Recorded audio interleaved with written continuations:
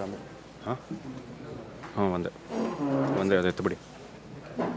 ಒಬ್ಬರೇ ನಿಂತ್ಕೊಂಡು ಮಾತಾಡೋದು. ಈ ಎರಡು ಹತ್ರ ಇಟ್ಟರೆ ಎಕೋ ಆಗುತ್ತಾ? ಹಂಗಿದ್ರೆ ಪರವಾಗಿಲ್ಲ, ಇರಲಿ ಬಿಡಿ. ಆಮೇಲೆ ನಾನು ತೊಗೋತೀನಿ, ಈಗ ಒಂದೇ ಸಾಕು.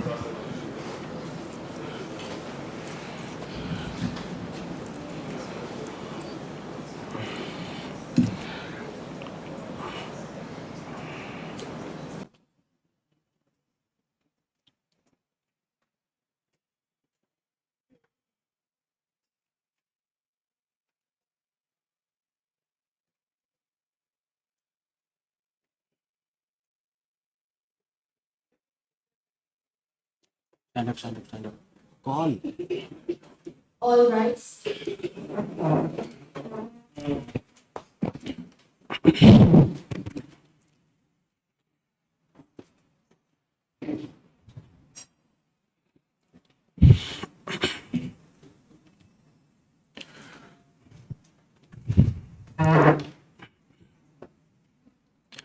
Justice C.M. Punacha is a judge of the Karnataka High Court, elevated as an additional advocate judge in June 2022 and confirmed in April 2024. He completed his legal education at University Law College, Bangalore, and enrolled as an advocate in 1998. With nearly 25 years of practice, he has appeared before various courts, including the High Court and the Supreme Court of India, representing government bodies, institutions, and private clients. His areas of expertise include intellectual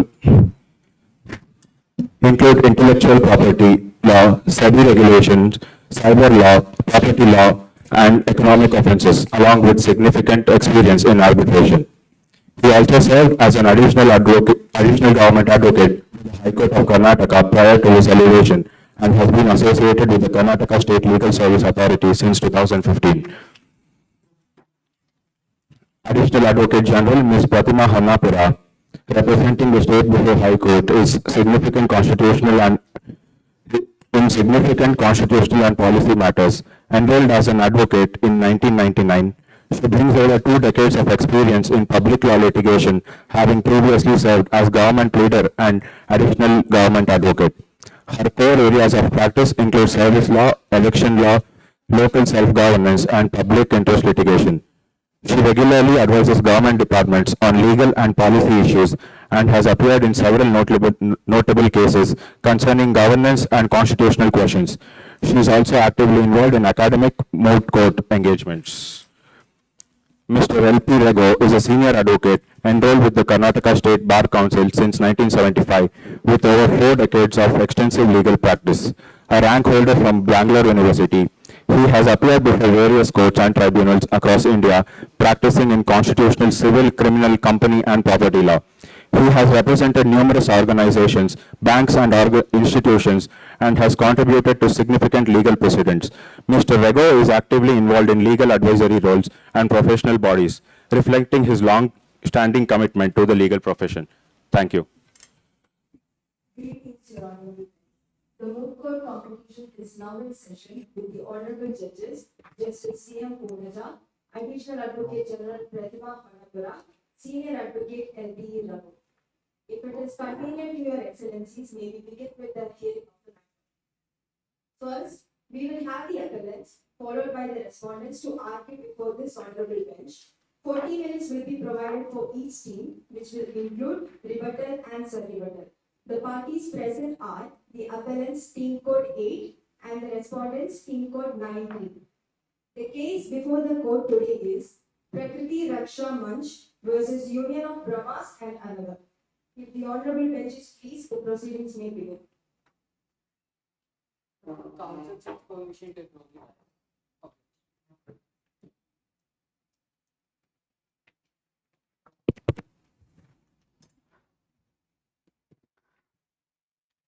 The learned counsel humbly seeks the permission of the honorable bench to collectively address as your lordship. Oblige your lordship. I appear on the behalf of the appellants in the present matter, and with your lordship's leave, I shall be addressing issue number 1 and issue number 3, and my learned co-counsel will be dealing with issue number 2 and issue number 4. With your lordship's permission, I shall now proceed with the statement of facts. Oblige your lordship. The present matter arises out of an appeal against the order of the National Green Tribunal concerning the Dakshin Sagar Multimodal Development Project proposed by the state. The project involves development of a deep sea port, an international airport, and a coastal township in the Dakshin Sagar Island, which is an ecologically sensitive island, Your Lordship. And the appellant Prakriti Raksha Manch challenged these approvals before the National Green Tribunals. The approvals taken by the state under the CRZ and the EIA. And the tribunal dismissed challenged on the grounds that approvals have been obtained and by the competent statutory authorities by the state. And aggrieved by this dismissal from the National Green Tribunal, we have approached this court. If your lordships permit, I shall now proceed to the statement of jurisdiction. This honorable court has the jurisdiction to entertain this matter under Section 22 of the National Green Tribunal Act 2010, which provides for an appeal to this honorable court from any order, decision, or order of the National Green Tribunal on a substantial question of law. Your Lordship, it is respectfully submitted that the present matter is a substantial question of Environmental Protection Act, the Coastal Regulation Zone, and the application of settled environmental principles such as the precautionary principles and the sustainable development principles. Your Lordship, with your leave, I shall now proceed to my oral submissions on issue number 1. Much obliged, Your Lordship. At the outset, I submit that this environmental clearance is liable to set aside because this is procedurally void, from its inspection, and scientifically unreliable and manifestly arbitrary, Your Lordship. Your Lordship, the central government, while granting the clearances, has failed to discharge its statutory obligations under Section 3 of the Environmental Protection Act, which requires the state to take all necessary measures to protect and improve the environment. Now, with Your Lordship's permission, I shall now put the compendium on record.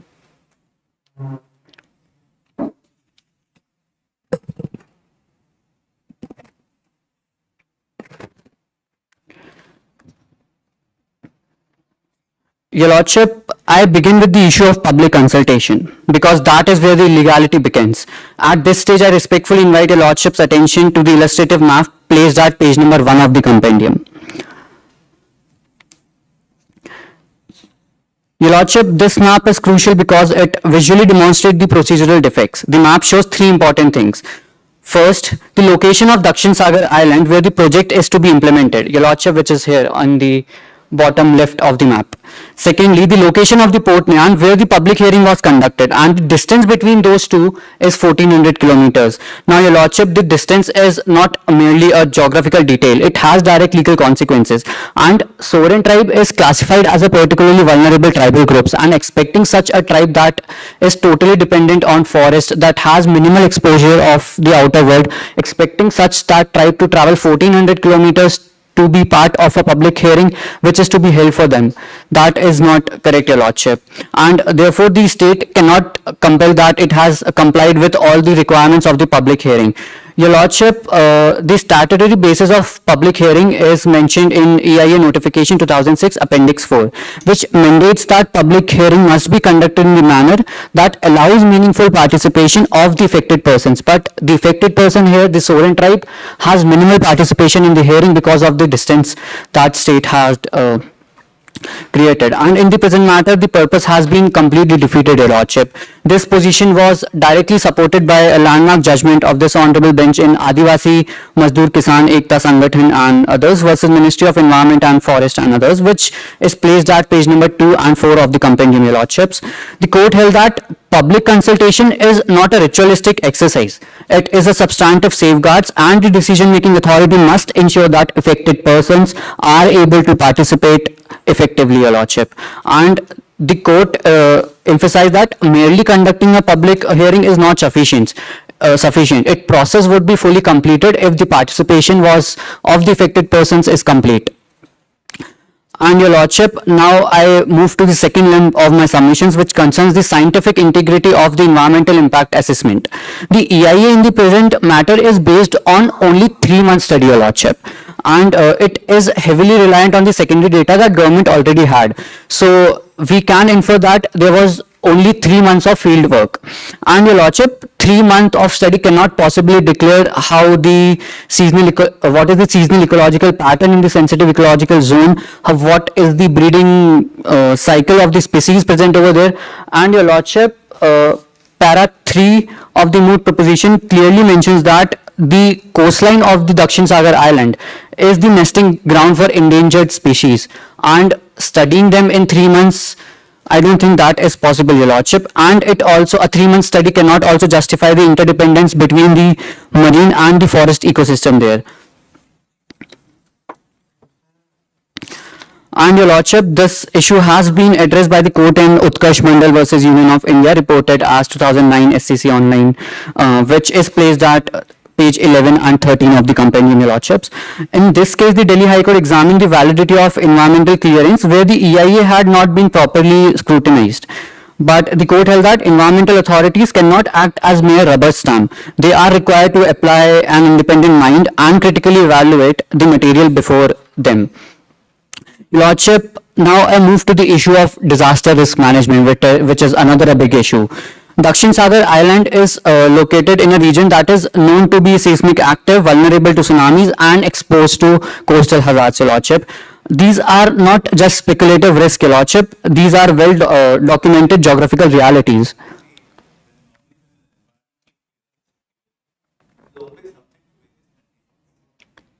Yes, indeed, Your Lordship.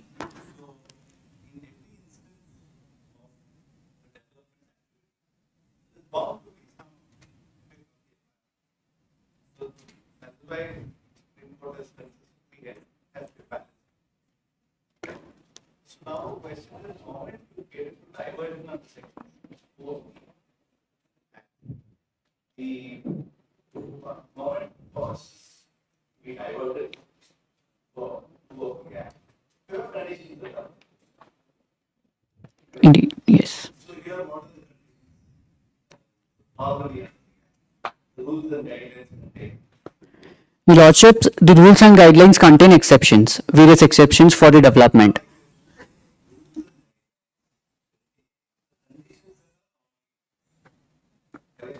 So what normally one of the conditions then be correct. Second aspect is the compensatory cost. Correct. So NPT represents something. CA again represents something. That is meant to indicate the now that's cost in the environment. Indeed, Your Lordship.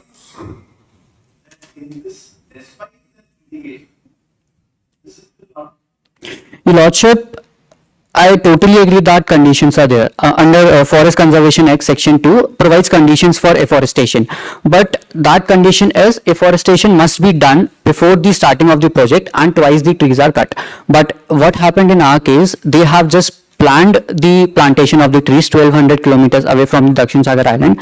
But there is no mention that they have started the plantation of the trees, they have started the afforestation. So,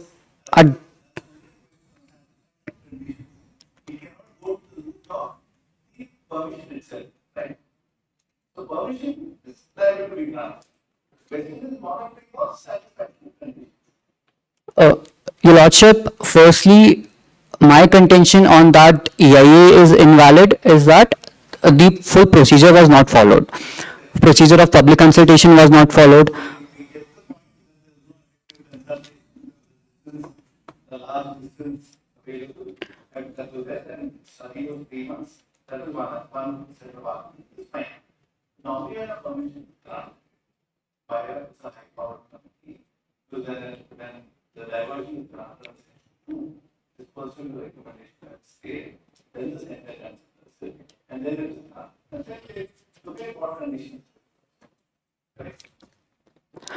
But Your Lord, This is an extreme step. You can take it to the last. Because the presumption was that the authorities have looked at it. So you have to overcome that. Lordship, we are not against the development. We are against the procedure that was followed by the state for the development. And that's why we condemn that this whole procedure should be held as void ab initio and everything should be stopped. And again, we are not against the development. We are open to new development projects. But here, this project should be held void, Your Lordship.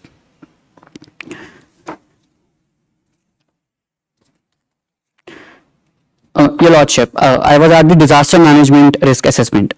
The Dakshin Sagar Island is located in a region that is known to be seismic active, vulnerable to tsunamis and exposed to coastal hazards. And these are not speculative risk, Your Lordship. These are well documented geographical situations. And however, the EIA has dismissed these risks as low probability events that is mentioned in the para 13 of the Moot proposition. Without conducting a specialized geological and seismological study, how could they state that these are low probability risk and that they are manageable? And this conclusion is based on limited data, the secondary data that government already had. And it's also violate the precautionary principle which was again recognized by this honorable bench in the Vellore Citizen Welfare Forum versus Union of India, which is placed at page number 39 and 40 of the compendium. And in this the court, in Vellore, the court held that where there is a threat to the serious environmental harm, the lack of scientific certainty cannot be used as the reason to proceed, and instead the burden shifts totally to the project proponent to demonstrate that the activity is environmentally safe. But they have not demonstrated that it is safe. They had just said that it is manageable and they have low probability risk. That risk is still there. And in the present case, the state has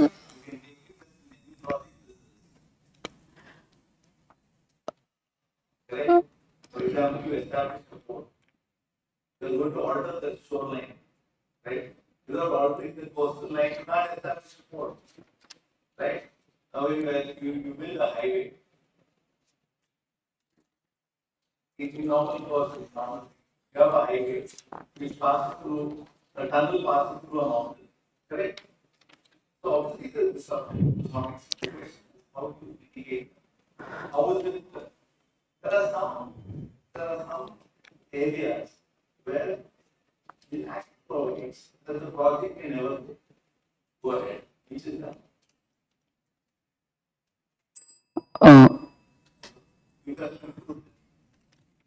Your Lordship, when the state is up to the motive that they will remove the mangroves for the ports, they are removing the natural barriers that prevent the people from those natural hazards. And in my opinion, that create more risk to the people there.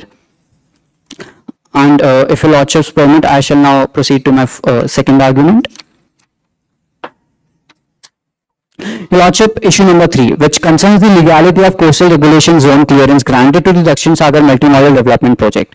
At the very outset, Your Lordship, I humbly and respectfully submit that CRZ clearance is granted in the present case is manifestly nullity in law. Your Lordship, the entire clearance rests on a single flawed premise.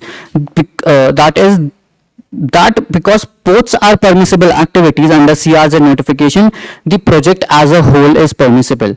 At this stage, I respectfully invite Your Lordship to the CRZ notification 2019 annexure 1 placed at page number 31 and 33 of the compendium. This notification clearly classified coastal areas and the most critical category for the present case in CRZ IA, which includes mangroves, coral reefs, breeding and nesting grounds for marine species and other ecologically sensitive areas.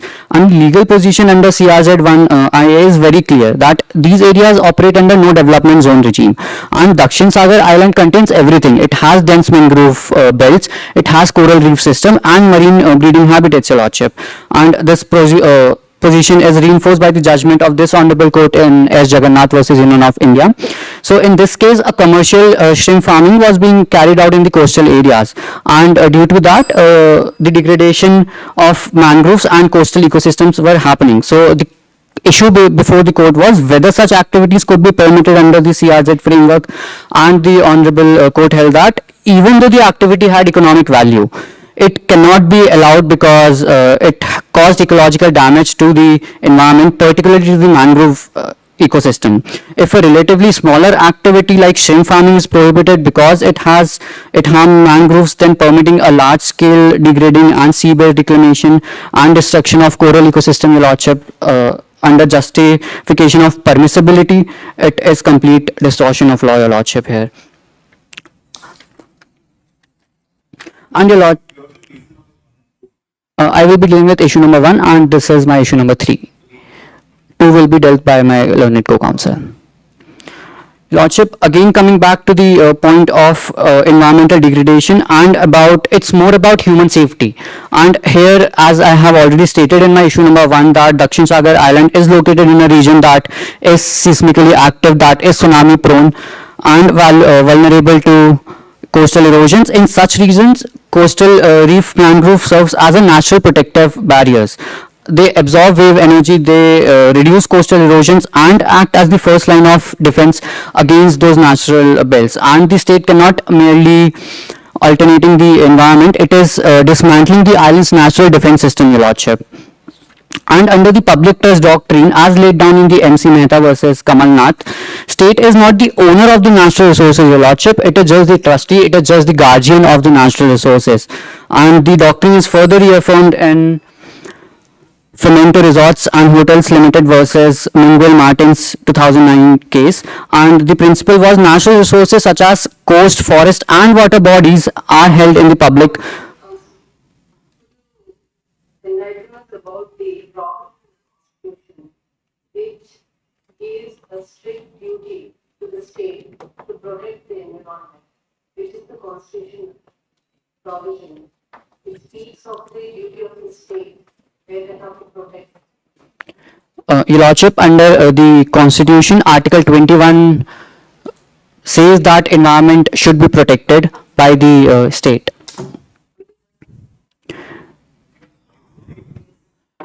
Your Lordship, 21 all. I totally agree that 21 deals with right to live with dignity and other things, but it also includes healthy environment, protection of environment.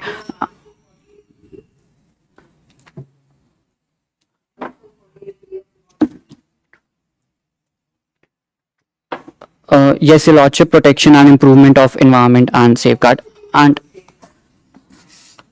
one another duty of the state under the Environmental Protection Act section, if Your Lordship permit, can I have 2 minutes more to sum up my argument? And under the directive principles of state policy, there are various other guidelines for the state to protect the environment and maintain a healthy environment in the state.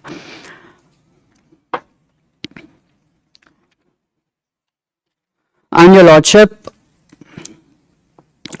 I now move to the second major flaw, the reliance on the mitigating measures. The coastal authorities has justified the clearance by stating that artificial reef will be created and mangroves will be transplanted. But Your Lordship, mangroves cannot be transplanted everywhere. And this reasoning is scientifically unrelatable. Coastal reefs are not artificial structures and that can be recreated at will at any place, at any structure they want. They are complex living ecosystems formed over centuries. They have a particular temperature that to be maintained. They have a proper ecological system that is there for their reproduction and the further growth, and dependent on the precise environmental conditions. Again, when we come to that, water temperature is important, salinity is important, light penetration is important, and hydrodynamic stability. And dropping artificial structure into oceans cannot replicate those exact structures of coral reefs that are present in the Dakshin Sagar Island, Your Lordship. Your Lordship, therefore, it is most respectfully submitted that the CRZ clearances granted to the Dakshin Sagar Multi-Model Development Project should be declared void and set aside. If Your Lordship. I have a question for you. Indeed, Your Lordship. The particular island that we are talking about is Dakshin Sagar Island. It is the southernmost and least populated island in the country. Now, this particular island is located in archipelago. That means the series of islands of varying size in a particular location. How would you determine which is the mainland in respect of this particular southernmost strip of land which is known as Dakshin Sagar? We are writing us on that. Your Lordship, it is mentioned that Dakshin Sagar Island is total area of 1050 square kilometers, and the state is taking the area of 140 square kilometers for the development of the project. We totally agree that there. Here has an equation between mainland and the development belt. How do you explain that? Your Lordship, the total area of Dakshin Sagar Island, it has 88% of forest cover. And the 140 square kilometers that the government is taking for development, that is acquired by the Soren tribe that is totally dependent on that area. So the government leaving all other square kilometers and just taking 140 square kilometers where the Sovereign tribe particularly resides, and their total dependence on that area. They have spiritual benefits from them. They live on the basis of that area. They have their standard of living according to that area. And when we come to mainland and the seaport, as I already told, it is 88% of the total forest area. And there is a difference between the Indicated what's the distance of the satellite to the mainland. Lordship. It is 1400 kilometers from the mainland and this island. Where you get? Your Lordship, it's in the Moot proposition.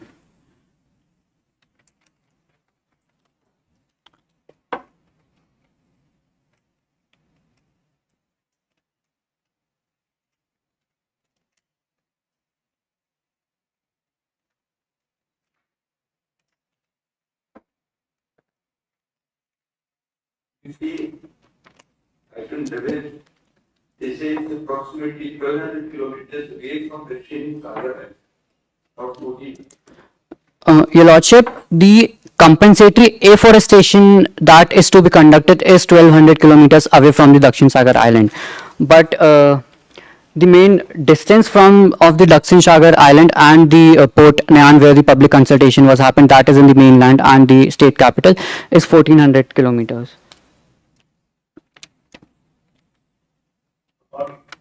According to your knowledge, are the few areas where diversion will not be done, where it will be refused. In most cases, diversion is granted subject to compliance with various regulations. But there are certain categories where diversion of forest land will not be granted. Humble apologies, Your Lordship. If Your Lordship has no further question, I will invite my learned co-counsel to argue further. It was my honor arguing before the bench.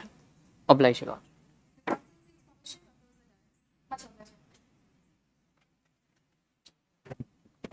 Your speaker Indeed, Your Lordship. Your Lordship, I'll be addressing issue number 2 and issue number 4. If Your Lordship permits, may I now please proceed with issue number 2? Much obliged, Your Lordship. May it please the court that I'll be addressing issue number 2, which talks about the diversion of 140 square kilometers of primary forest is not a clearance, it's an ecological execution, and I shall be establishing this diversion is void ab initio in further my arguments in four folds. Your Lordship, the very first, in the case of T.N. Godavaram, Tirumalapad versus Union of India, the Honorable Court expanded the meaning of forest to include all ecological, scientific forest land, irrespective of classification, mentioned in page 20 of a compendium. Indeed, Your Lordship. Your Lordship, this case, T.N. Godavaram, Tirumalpad versus Union of India, the case of 1997, the facts of this case were that there was a rampant illegal felling of timber which was destroying the forests across the country due to its restrictive definition of what is considered as forest. And the main issue was what should be...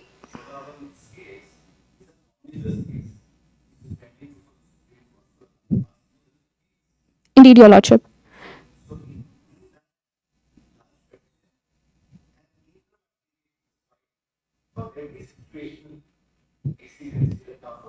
Indeed, Your Lordship. Your Lordship, from this particular case, the definition of what should be considered as forest was derived out, and that is what I'm using in my first fold of argument.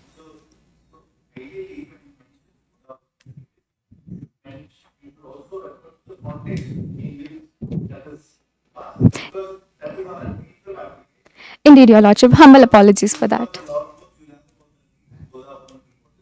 Your Lordship, the citation of this particular... Okay. Indeed, Your Lordship. Humble apologies for that. Much obliged. Can I please proceed? Oblige, Your Lordship. Your Lordship, it is mentioned in the page 20 of a compendium, and the land in question that we have here is a primary evergreen forest, which is ecologically sensitive island habitat, which is closely linked with mangroves and biodiversity. The respondents here claim that the project comes under national interest and strategic necessity, but under the strict scrutiny standard which was laid in the Lafarge-Umium mining versus Union of India case, the state has to prove the proportionality, also mentioned in the page 8 of our memorial. There is no proportionality in disguising a commercial township and a civilian airport, which is to be done under the strategic cloak of the port exemption that the state is trying to claim.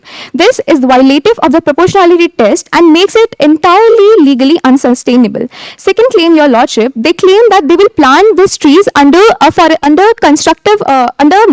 afforestation in the mainland that would be 1200 kilometers. Your Lordship, with respect, that collapses immediately because Dakshin Sagar in itself is an island ecosystem which has endemic biodiversity and mangroves and coral systems acting as the natural shields as protection for the island. And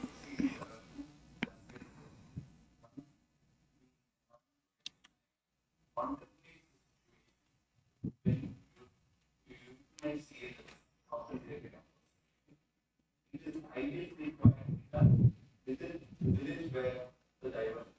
One, if land is not available to the village, it will be done with state. If land is not available to the state, it's done with any other place. So statute provides that is not a concession given by the authority. So you have two views, yes.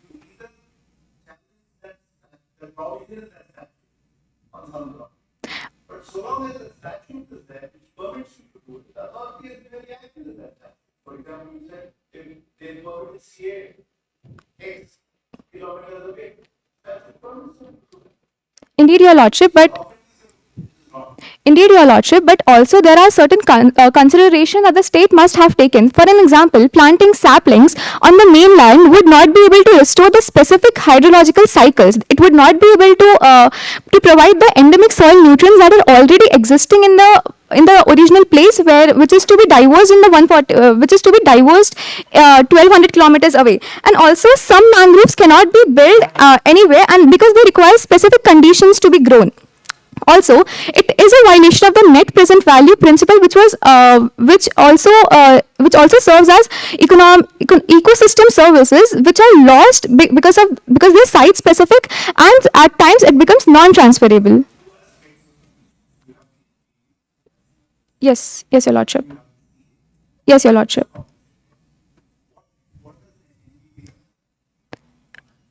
What is NPV is meant to represent something. CA is meant to represent something. Indeed, Your Lordship. Indeed.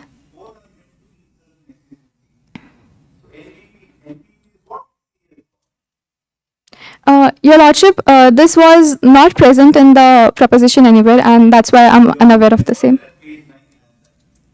NPV and CA are not licensed to fight. That's why the question came to you and not to your proposal. Okay. If Your Lordship can provide me a moment, I can. You can come back in your rebuttal. Indeed. Yes. Indeed, Your Lordship. Your Lordship, also with respect to Dakshin Sagar, as I already mentioned, that it's an island ecosystem, and planting it somewhere else would be quite difficult because it's already a geographically locked system. And Your Lordship, the third fold of my argument mentions that this is the most egregious breach because it is violative of the Forest Right Act FRA 2006. The state is attempting to use the 2022 Forest Conservation Rules to defer Gram Sabha consent until after stage 1 clearance has been done. And in the landmark case of Orissa Mining Corporation versus Ministry of Environment and Forest, the popularly known name for this case is Nyamgiri case of 2013. The court here ruled that forest clearance is legally impossible without prior informed consent of the Gram Sabha. And by deferring this, the state is reducing the sovereign tribe's constitutional voice to a post facto formality. Furthermore, Section 4, Clause 5 of the FRA mandates that the rights must must be settled before any displacement has been done. The state's administration that there was no cultural impact study that was done, and it confirms that the project treats our indigenous tribe as an obstacle that can be bypassed rather than a community that deserves to be protected. Finally, Your Lordship, uh,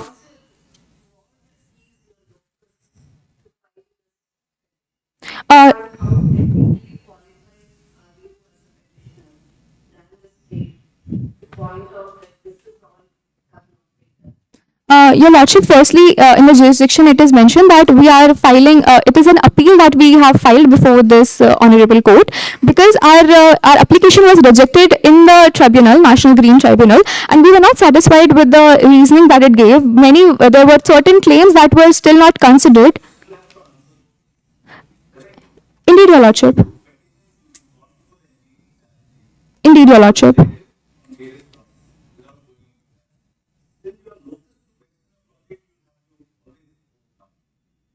Indeed, Your Lordship.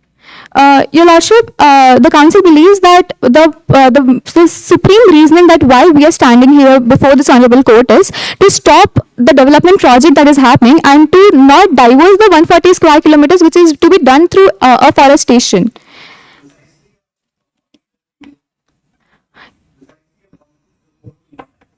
Uh, Your Lordship, in Section 22 of the Act, it also provides that any person aggrieved by an order of the tribunal may prefer an appeal to the Supreme Court within 19 days on specific grounds under Section 100 of the Code of Civil Procedure 1908, and the appellant, being aggrieved of the dismissal of its application, has filed the present appeal before this Honorable Court within the prescribed limitation period as well.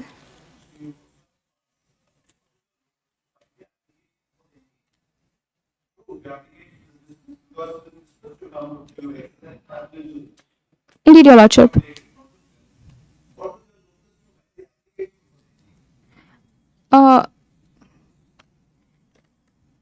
Can I please get the proposition? Okay. Also, Your Lordship, if I can get 30 seconds to answer that question first. Okay. Much obliged, Your Lordship. Much obliged. So, Your Lordship, the final fold of my argument mentions that the learned respondents, they have already moved heavy machineries into the habitant of the Sovereign tribe, and which is an attempt to create a fight comply, which means that something that has already happened in the past cannot be changed now, either now or in the future. And Your Lordship, as per the case of MC Mehta versus Kamal Nath,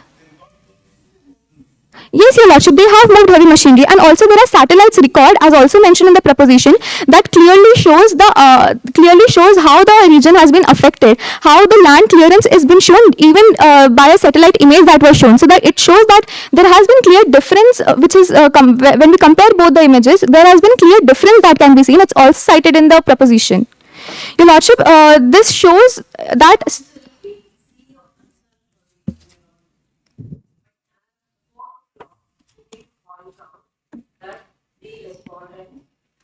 Violated a particular project in a particular way which has not been done.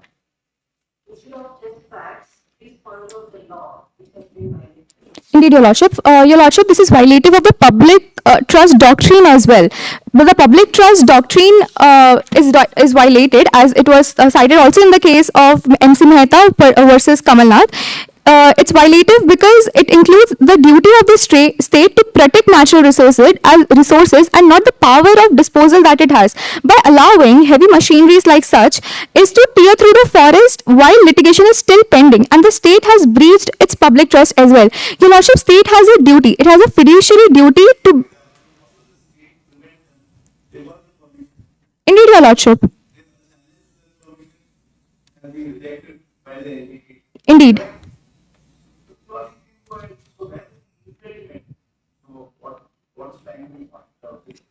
Merely because they move some machinery to that place, they cannot be faulted. Now you get a right, make a legal point, by the mere fact that they move machinery. Your Lordship, that's why we stand before this Honorable Court, and that would be even said in our prayer further. No, I have one question for you. Indeed, Your Lordship. Have you, in the context of the issue separate that item 4. Have you considered the fundamental duties of a citizen at 51A G to protect and improve the natural environment, including forests, lakes, rivers, and wildlife, and to have compassion for living creatures? Yes, Your Lordship. This, Your Lordship. Yes, Your Lordship. Address this particular duty to the citizen Your Lordship, that. in support of your Yes, Your Lordship, as appellants, I will be arguing for this in the next fold of my argument, which is still pending for this issue. Yes, Your Lordship. Your Lordship, I was mentioning that a trustee, which is a state here, has it does not have the duty to liquidate forests or hand them to corporations and then call it development. Further, because the heavy machinery deployment has also been done, it is a as I also mentioned that they are forcing the court to accept a situation that has been illegally created. Also, Your Lordship mentioning about how the citizens have this duty. See, as the appellants, we are not against the development program that has been happening. We very much support the development that the state is wanting to do. But Your Lordship, they have to even consider what the Saurian tribe, as we live there, we also want. See, the public hearing and the public consultation which was done in a very far away place, which was not possible, which due to the logical constraints, which was not possible for us to attend. It was done in the language which was not understandable by us. So the majority of the people were not able to attend that as well. So as the tribal people who are already living there, we want development to happen, but also the state should consider the points that we are also raising. No, but are you members of the Saurian tribe, the petitioners in this case? The appellants here are representing the Prakriti Mocha Manch, Your Lordship. So are they representatives or are they constituents of the Saurian? We are representing them, Your Lordship. The Prakriti Raksha Manch is representing the Saurian tribe here. Yeah, but what is their right to do? Your Lordship, right of... Sorry, I did not get the question, Your Lordship. What cases have they petitioned on behalf of the Saurian tribe? Your Lordship, as the NGO, as being an NGO, we are here to represent them, the Saurian tribe. Yes, Your Lordship, as... According to because the NGO, they are authorized to represent the Saurian tribe. because we are an NGO, we are representing. And object of this NGO is constituted. Your Lordship, the facts are silent on this matter. May I please conclude this issue? Your Lordship, development that destroys the very that destroys the very ecology stands upon that is not progress. It is a disaster which happens in slow motion. The state may own the land, but they do not own the future of the tribe. And with this, I rest my submission on issue number 2 first. May I please proceed to issue number 4? Your Lordship, the question before this Honourable Court is whether the Dakshin Sagar Multi-Modal Development project infringes the right to life and a healthy environment under Article 21. And my respectful submission is that it does, both in the impact and the manner that it has been approved. Your Lordship, this conflict is not between development and environment, but whether development can destroy the conditions that is necessary for the life itself. Your Lordships, in the word of Justice Kian Singh in the case of Subhash Kumar versus State of Bihar, he cites, right to live includes the right of enjoyment of pollution-free environment and air for full enjoyment of life. And in the present case, the very foundation of life has been dismantled. Your Lordship, Subhash Kumar versus State of Bihar. Your Lordship, in this case, a PIL was filed alleging that Tata Iron and Steel Co. was discharging industrial slurry into the Bokaro River, creating a severe health hazard. And the issue was that the scope of Article 20. The question was the scope regarding Article 21 as regarding environmental pollution. And the judgment cited that court explicitly declared.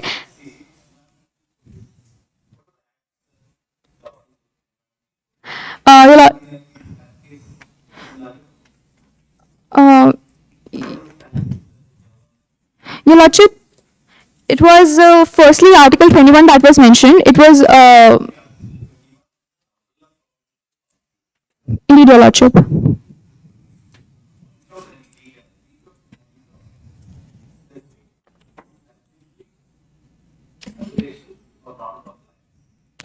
Your Lordship, it had Environmental Protection Act of 1986 as well as Forest Conservation Act of 1980 was also mentioned in that case.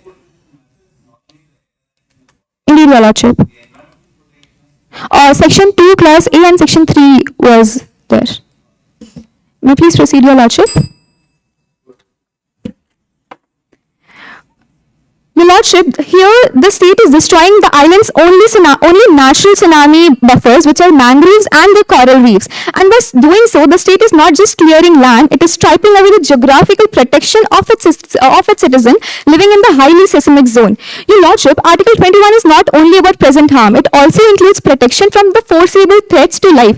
And this project involves dredging and heavy constructions, which again removes the natural defense system. Your Lordship, in Vellore Citizen Welfare Forum versus Union of India, the court incorporated the precautionary principle into Article 21, which means that even in the face of uncertainty, the state must present environmental harm. And here, instead of preventing the risk, the state is actively creating it. Your Lordship, in the case of Olga Tellis versus Bombay Municipal Corporation, it was cited that Your Lordship, may I please have an extension of 2 minutes?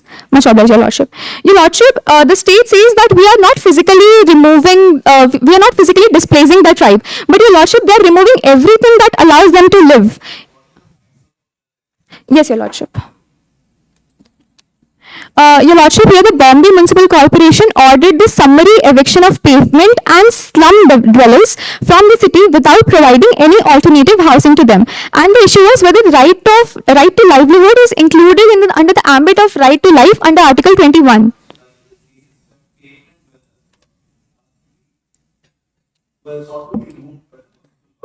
Yes, Your Lordship. Yes. Your Lordship, I can draw relevance.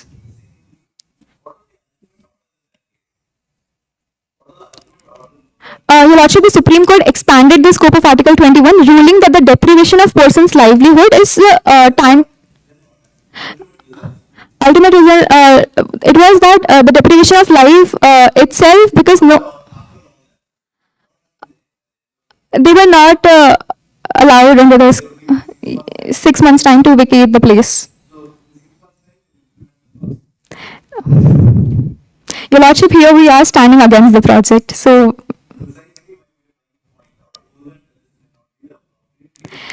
Your Lordship, this case is pivotal because of the constructive displacement of the sovereign tribe. Because this case, because it also establishes that depriving a community of the livelihood equates the deprivation of life itself. Yes, Your Lordship. Furthermore, Your Lordship, finally the state justifies this under the banner of national interest. But as per the strict proportionality test of Puttaswamy's judgment, they must prove the necessity. There is no national interest in building luxury township at the cost of tribe's livelihood. And the state has failed to prove that no mainland alternatives exist to this. Your Lordship, this project represents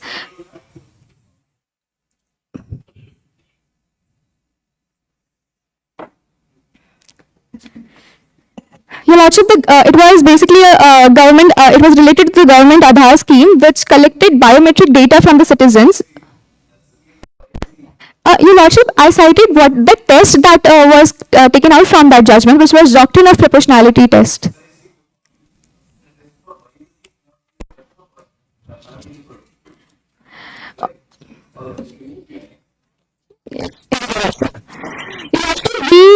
We represent, we have this impression of the project represents an irreversible trade of our biological heritage for commercial infrastructure that has also been mentioned in the proposition. The state has the duty of trust and has failed to do so by endorsing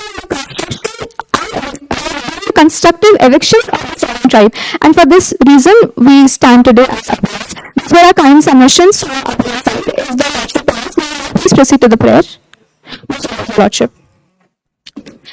In terms of facts, issues, and authorities cited, it is very respectfully prayed before this honorable court that it may be pleased to quench the import order of the National Judicial Tribunal for being arbitrary passed without proper tribunal, declaring environmental clearance stage 1 first clearance and clearance granted a reduction of the project is arbitrary, procedurally flawed, and void ab initio for violating the Environmental Protection Act of 1986 and the Forest Conservation Act of 1980.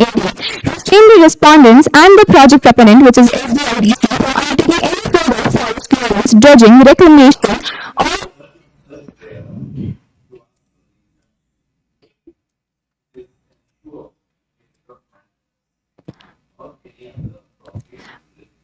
yes, Your Lordship. We do not, there is a typographical error in the numbers, page number 3, they have mentioned Anand is there, but that was a typographical error. We want any digits which was, so,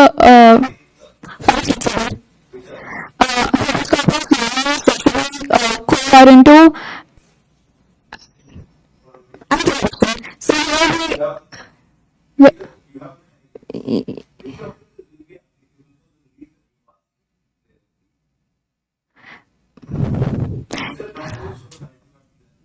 yes. The prohibition that will to prevent them from doing an activity.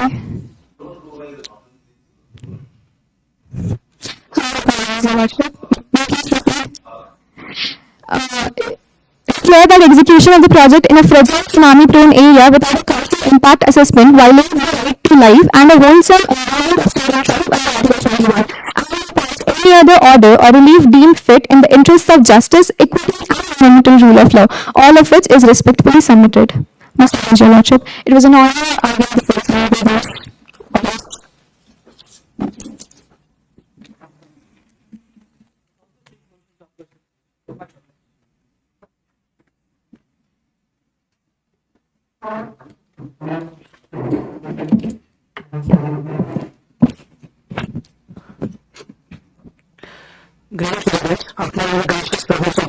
The council seeks permission to collectively address the benches for lordship. Much obliged.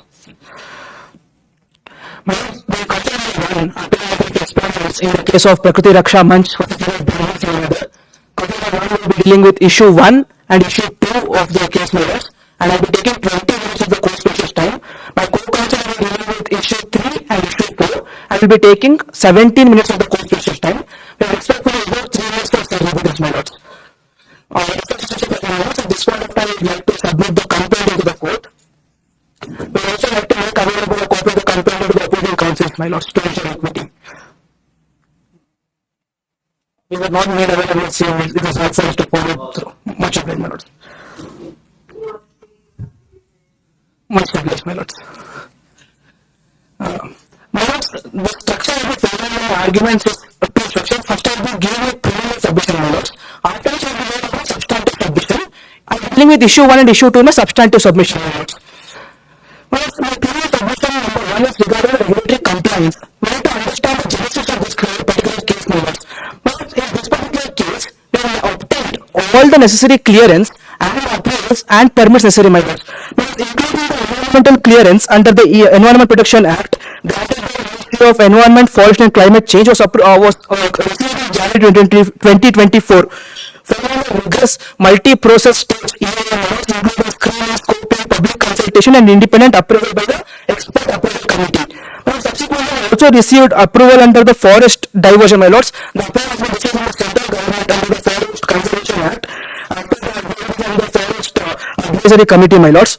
Subsequently, I also received approval, clearance, and from the Coastal Zone Management Authority under the CRZ notification 2019, my lords. My lords, this is not a case where a project has bypassed the law or the regulatory framework. This is a case where every applicable law has been complied to and appropriate clearance and permits have received. The project does not stand outside the law. It stands with the law's express statutes. The apparent challenge is not that the law was bypassed. It is that the law, having been followed, produced a result which is not favorable for them, and this disagreement has brought them before this before the OGT and before the Supreme Court, my lords. Such disagreement does not have a locus under Article 136. But further, in the Narmada Bacha Ramadan case, the Honorable Supreme Court had cautioned that the court should not become an approval authority for projects, my lords.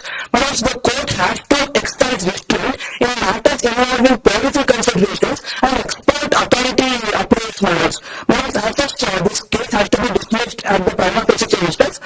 However, my lords, the council would like to proceed with the substantive submission as well. Most obliged, my lords. My lords, before I proceed with issue 1, I'd like to highlight the importance of having that particular product in that location, my lords. My lords, if I will direct my lords' attention, in line 1 of the Moot proposition, it's mentioned that the Sagar Dweep archipelago is located in the eastern side of the Bay of Bengal, my lords. This is the Bay of Bengal, and on the eastern side, we can look at the archipelago located here, my lords. My lords, the southernmost island of the Dakshin Sagar archipelago is the Dakshin Sagar island, my lords.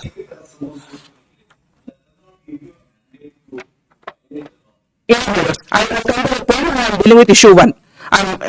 Yes, my lords, I'll answer the question. I'm still in my preliminary submission, my lords. If the court may permit me to. Much obliged, my lords. Very grateful. My lords, this particular Dakshin Sagar island is located. It's already in a yellow colored box here, my lords. My lords, I have sourced this particular image from the report, the feasibility report prepared for the military audit, my lords. My lords, this particular red line seen herein is the international sales east for international trade, my lords.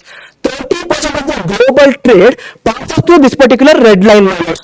As such, this is the most strategic point because of the mouth of Strait of Malacca for the port to be built. That's why the port has to be built in that location only and not in any other location in the country, my lords. Further, we can see this is the island, my lords. The project is being built over here. This is called the Gotha Bay, my lords. Here is a particular port, deep sea port, an airport, a power station, as well as the coastal trenches are being built, my lords. My lords, what is the nature of this project? This project is a multi-modal transportation corridor. What is meant by multi-modal transportation corridors? Wherein different types of transportation, like the sea transport, air transport, is available at the same spot, my lords.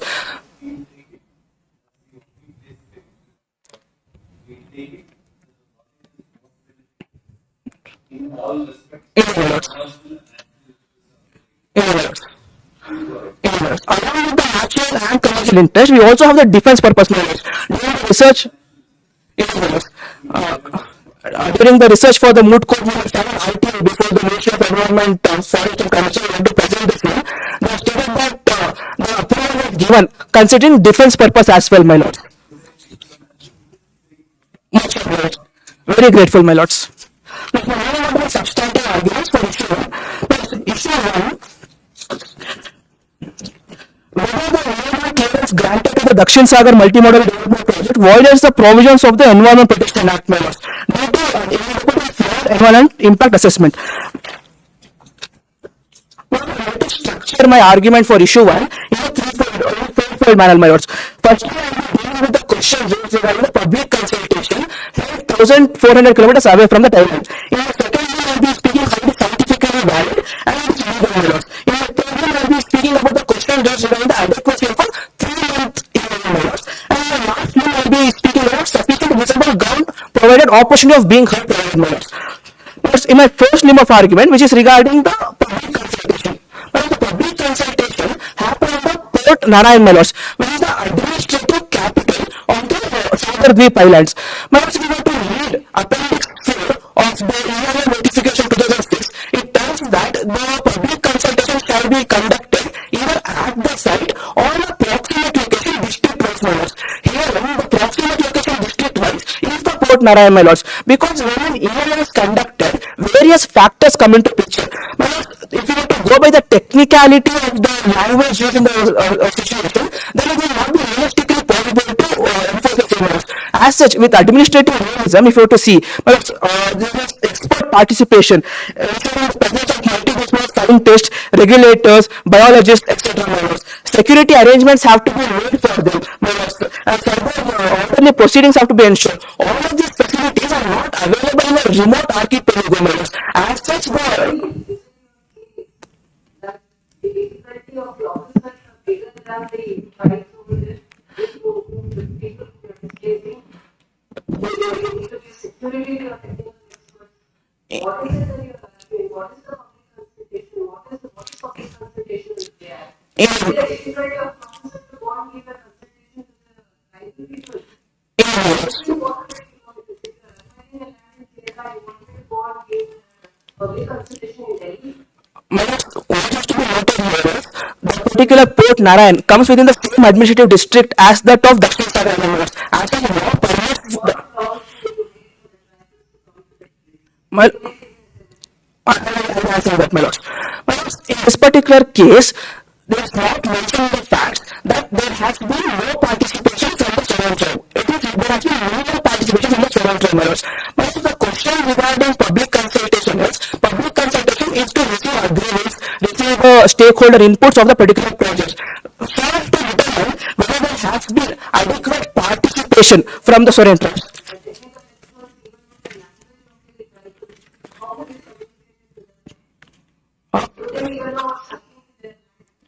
Yes, my lords, I'll be answering that.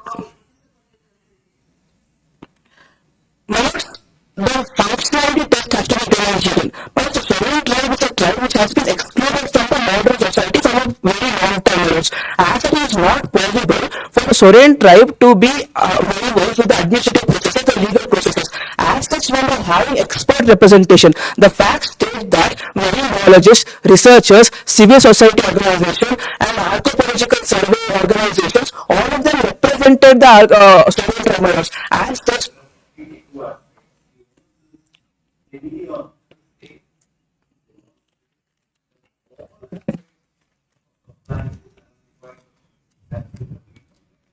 yes, my lords.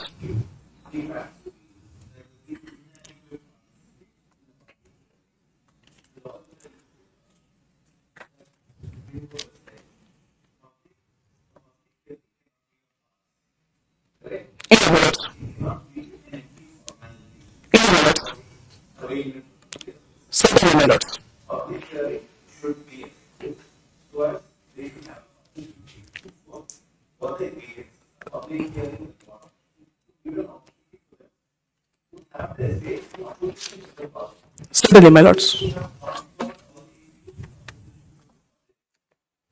How do you take care of those factors? It was an issue. Yes, my lords. So you will not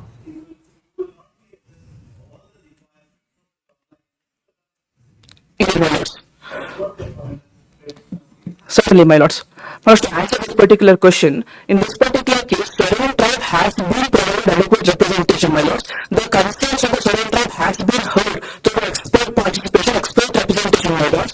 My lords, further, in the event that there has been a procedural irregularity, my lords, it does not amount to vitiating the entire clearance given to the project, my lords. Even to rely upon the SR oil case, my lords,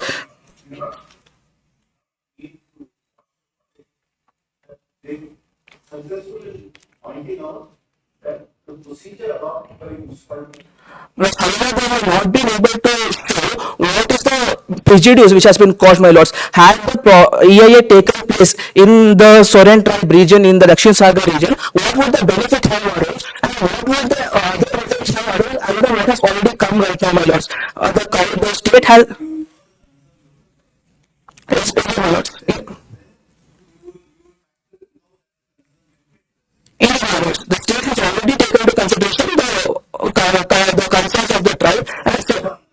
Yes, sir. Not just the state has is also verified and acknowledged by the expert appraisal committee in the fourth stage of the EIA, my lords. The expert appraisal committee has also acknowledged that the EIA has been conducted in a proper manner, and after that the NGT has also heard that the EIA has been conducted in a proper manner, my lords. Both the expert appraisal committee as well as the NGT are independent bodies not affiliated with the state, and they are of the same reason that it has been conducted in a proper manner and adequate representation has been provided to the Soren tribes, my lords.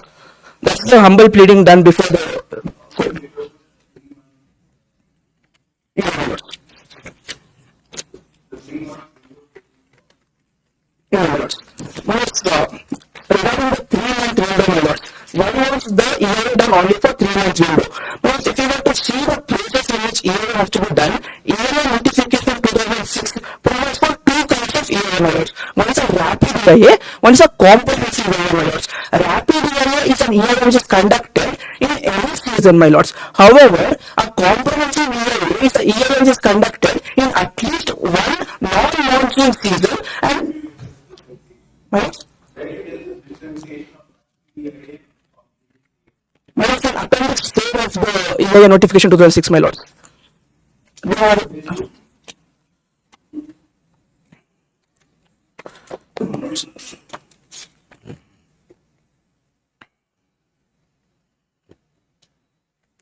It's 129. I have attached the bare act of the internal compendium. Page 126. I just direct my lords to appendix 4.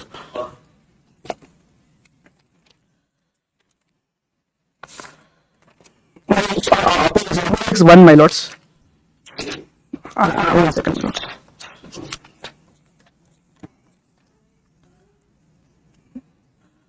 Page number 148. Before appendix 1. General condition, special condition. Yes, my lord. That's where the special rapid and comprehensive is, my lord. So comprehensive is done here is done in at least one non-monsoon season, which is of 3 months, my lords. Along with that, what has been substantiated is the secondary data. If it is see para number 8 of the Moot proposition, it tells the data which has been relied upon, my lords. Number primary one is the 3 month EIA, and the second thing is secondary data, my lords. And what is the secondary data, my lords? The Dakshin the Sagar Group Island has been under the administrative control of the name of Brahma for decades, my lords. As such, a lot of data, including the IMD meteorological records, Fisheries Department Biological Survey, GSL Geological and Seismic records, Forest Survey of India, to name a few, my lords. Such precise records have been maintained from decades to come. When we combine the 3-month survey along with the decades-long average data, my lords, the EIA is able to come out with a proper analysis of what will be the impact, my lords. My lords, the argument is the decade-long data which is compiled is more comprehensive and more reliable than what a 12-month-long EIA conducted will be, my lords. The 3-month-long non-monsoon season EIA conducted added with this sufficient to claim, my lords. The law does not require a 12-month on-ground EIA to be conducted. It requires a comprehensive EIA which takes into consideration the impact of all seasons. And all seasons' impact has been taken into consideration, my lords. Now, if you are satisfied with that, I will move on to the last limb of my issue 1.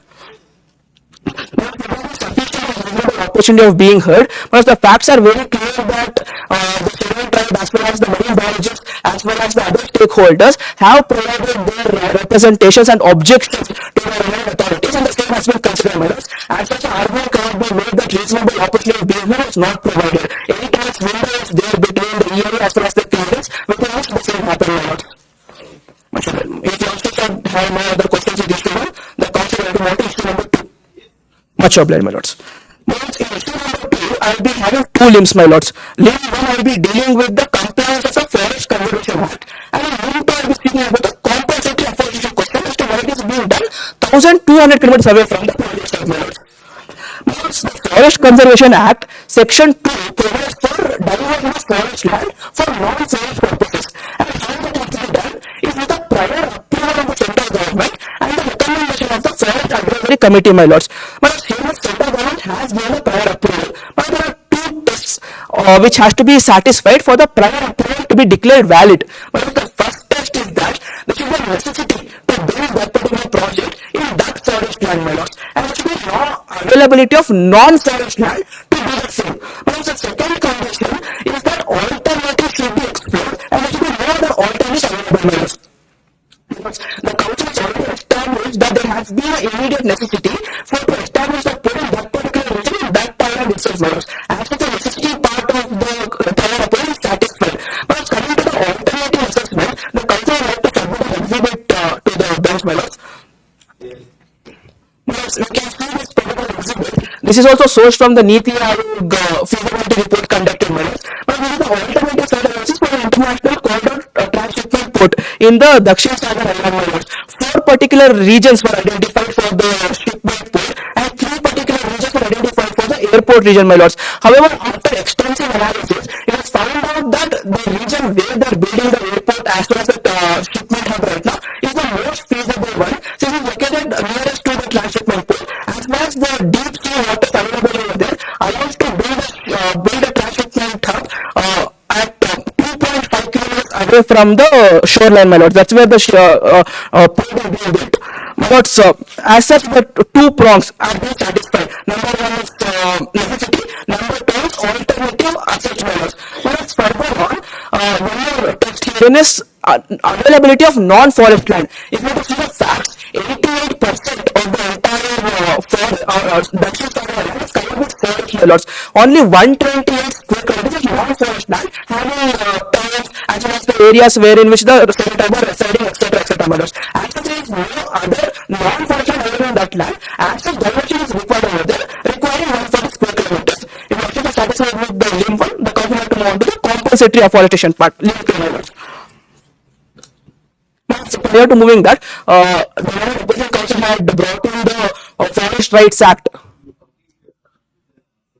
I'll keep that at the end of my submission.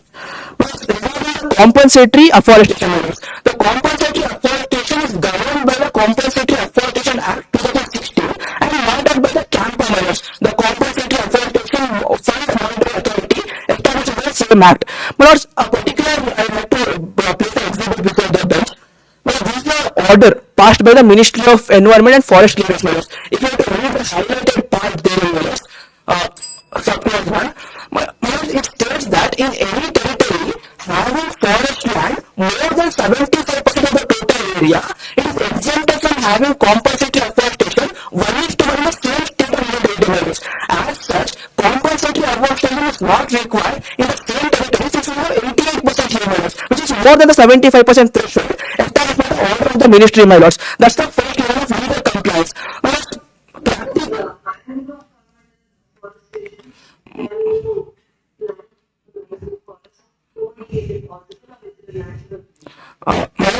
Mangrove does not come under the Forest Conservation Act, rather this falls under the Coastal Regulation Zone Act, my lords, and the same will be addressed by the Court Council in issue number 3. Most published.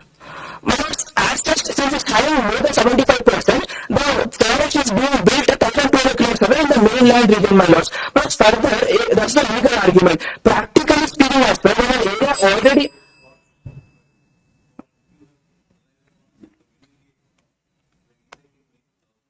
my lords.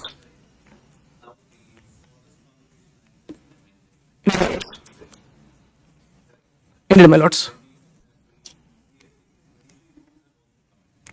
Indeed, my lords.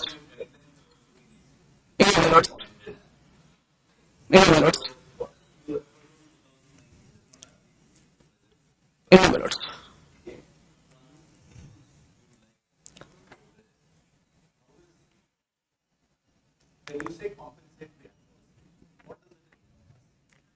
Must compensatory afforestation by meaning of forest if you remove one tree, you have to place one tree in that particular region, my lords. Then 1:1 ratio has to be followed. Not necessarily in that region when it is having more than 75% forest cover. That's the legal argument. But practically speaking as well,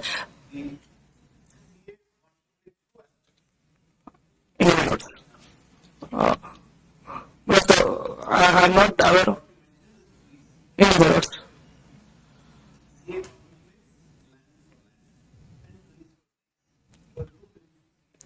In other words, the council will place the land-to-land aspect of the CM words.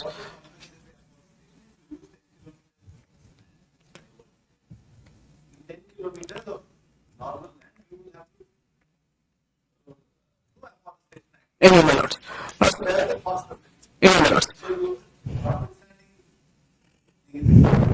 identifying the you also incur the cost of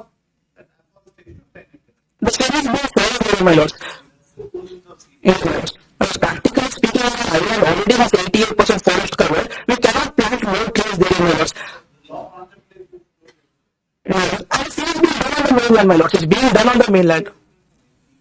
The NPVs where a particular monetary value equivalent to the environment loss is taken for restorative justice purpose, my lords. Where the ecological reserve is destroyed, it's restored by using a particular fund and it's locked in.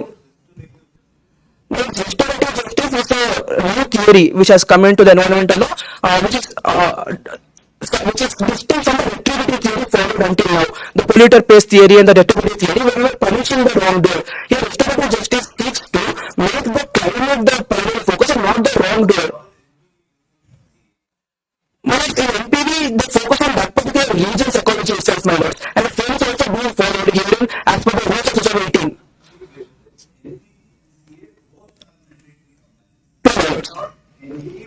In other words, both are being followed. Much obliged. Much obliged. Much obliged, my lords. But just the difference between NPV and CM and NPV focus on the ecological restoration of that particular region by bringing in funds. My lords, if I may refer to the 2008 rules of NPV fund may be utilized for assisted natural regeneration, artificial regeneration, silviculture operation forest. Yes, my lords.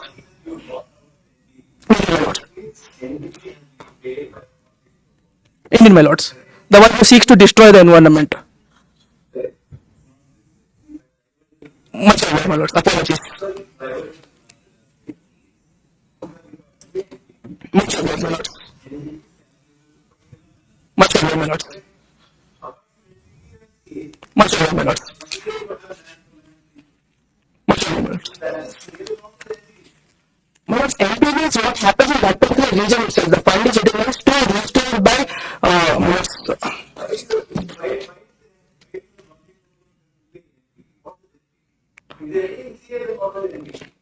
Whereas the payment of NPV quantifies the environmental services provided from the diluted forest, which provides for the financial mechanism for ecological restoration by following the restorative justice model, my lords. Yes, my lords. There are certain non-quantifiable outputs given by the environment, and the same is quantified by the NPV, my lords. Much obliged. The last reply which the lordship had asked me to keep up there regarding the Forest Rights Act. Although it's not there in the verbatim of the issues raised by this court, the same is addressed. But Forest Rights Act Section 4 Clause 2 clearly tells that those who are recognized cannot be evicted, and further the clarification issued by the Moot court organizers also state that in this particular case there is no eviction or permanent displacement of the federal tribunals. As if that is not applicable herein. Much obliged. So now I argue before the bench. The council seeks permission to approach.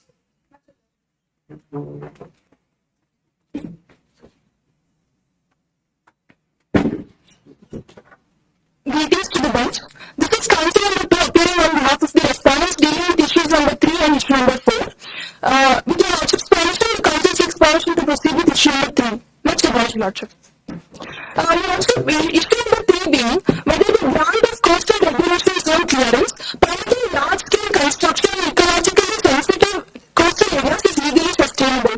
Lordship, the council most only submits that the grant of coastal regulation zone clearance is legally sustainable according to the provisions of coastal regulations law of 2019, Your Lordship. Your Lordship, here the council would like to drag the court's attention to the coastal regulation zone of zone notification of 2019. Your Lordship, kindly find it in page number 231 of the compendium submitted, Your Lordship. This is the coastal regulation zone notification, which primarily categorizes the different types of coastal regulation zones, Your Lordship. Your Lordship, the notification divides the categories into CRZ1A, CRZ1B, CRZ2, CRZ3, and CRZ4, Your Lordship.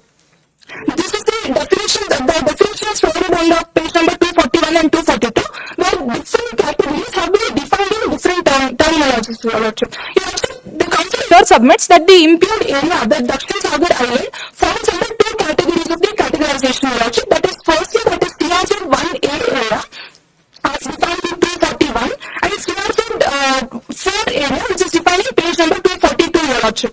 Your Lordship, what is CRZ1A area? Is the most ecologically sensitive area. If at all any area includes mangrove forest or coral reefs, that particular area is considered to be a categorization of CRZ1A. And CRZ4 is such an area which includes water. It might be territorial water, sea waters, or the backwaters of the sea, Your Lordship. Your Lordship, here the CRZ notification further contemplates in rules 4 and 5, it provides certain permitted activities and prohibited activities for different categorization of CRZ areas, Your Lordship. Coming to the CRZ4 permitted activities, Your Lordship, can you find in page 251 of the compendium? Your Lordship,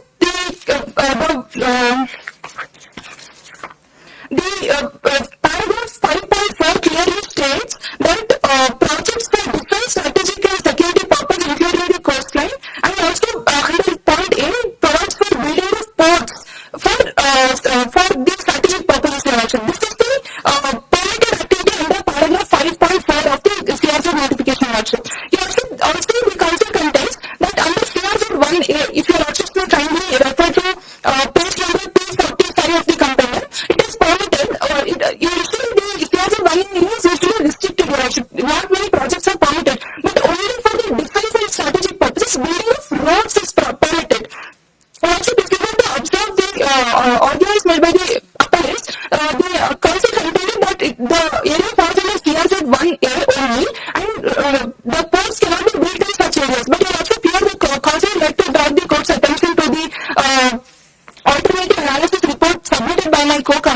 In page number 2, Your Lordship, it is clearly stated and clearly shows depicts as to where the sea port is constructed, Your Lordship. The port is constructed on the sea waters, and only the roads to reach to this port from the mainland is constructed through the land roads. And therefore, the council is relying on this aspect to contend that the port is constructed under 5.4 that allows construction of ports for CRZ 4 areas, and the roads are being constructed under CRZ 1A area, Your Lordship.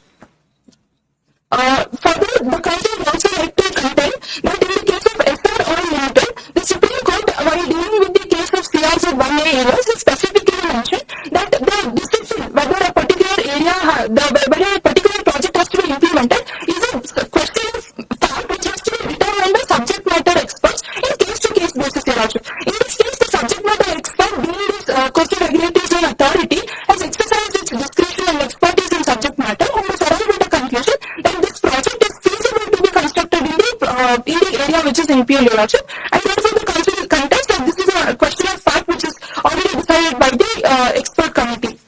Your Lordship, the council also contends. One question. Indeed, Your Lordship. You said that the vote would be considered entirely on board. Indeed, Your Lordship. Would that not be affecting the rights of student right for indulging in subsistence fishing? Indeed, Your Lordship. It has reduced. Indeed, Your Lordship. Your Lordship, to answer this question, the council would like to place reliance upon the concept of sustainable development. Your Lordship, when the question is about environment and when the question is about development, there is always a conflict, Your Lordship. And in order to have a development, it is very essential that some part of the environment has to be compromised. Your Lordship, here the council would like to place reliance on the case of. So has that particular issue been taken care of in the reports? The effect on the sovereign tribe insofar as fishing facilities or requirements were possible or not?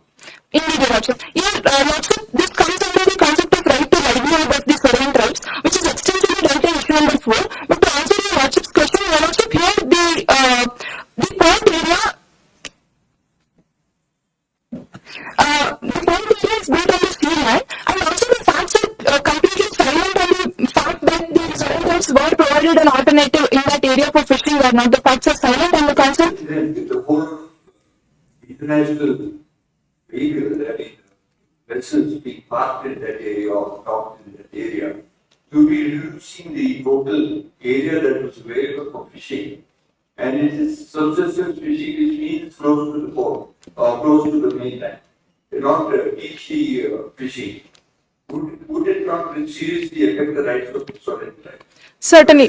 Your Lordship, this aspect is taken care of by the government, Your Lordship. The contention here is what amounts to fishing, what usually attracts fishes is the concept of coral reefs. So coral reefs are present on the ocean beds, and where the coral reefs are present, fishes come and do their habitat, and therefore it helps in fishing. Your Lordship, here the coral reefs were destructed, and eventually fishing rights are also eventually affected because of these ships, as Your Lordship kindly pointed out. But Your Lordship, here the contention is that artificial reefing concept is introduced by the government to compensate the destruction caused to the coral reefs of the ocean bed, Your Lordship. Here, what is this artificial reefing is that any particular surface such as a metal or a tire or rubber is introduced with certain reefs on its surface, and it's introduced to the ocean bed where the reef is created, Your Lordship. Your Lordship, if you also kindly refer to the report submitted, Your Lordship, this is implemented in very recently in the state of Tamil Nadu, where a particular project, where there is a lot of destruction of the coral reefs, and therefore a particular project is undertaken to introduce artificial reefing system, which eventually was very successful in this regard, Your Lordship. And therefore, one of the considerations of grant of CRZ clearance is itself artificial reefing and also compensatory mangrove forestation, Your Lordship. That is how the issue is taken care of by the government, Your Lordship. But one question here. Certainly, Your Lordship. What is the location of the port from this island particular? Your Lordship, the facts are silent about the. You have no location. Your Lordship, as my co-counsel has dealt with it, it comes under the Bay of Bengal region, Your Lordship. Distance is, the facts are silent, Your Lordship. Much obliged, Your Lordship. Your Lordship, to carry on, the council would like to contain that that there is no procedural irregularities in granting the clearance to CRZ areas, Your Lordship. Your Lordship, para 7 and para 8 of the CRZ notification clearly prescribes certain procedure in which the CRZ clearance should be granted, and the council here contains that all the procedures which are prescribed in para 7 and 8 have been duly fulfilled, and also the mitigation measures which are very important to be undertaken are also taken, as the council has already contended. The artificial reefing has been implemented, and also the afforestation of mangrove forest is implemented, and therefore all the procedural aspects are duly fulfilled, Your Lordship.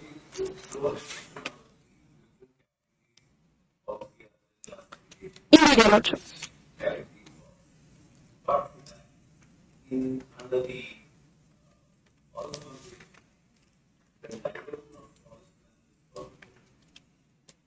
there are certain categories where diversion is not permitted, notwithstanding all the compliance that we place and stringent measures that we may have for areas of.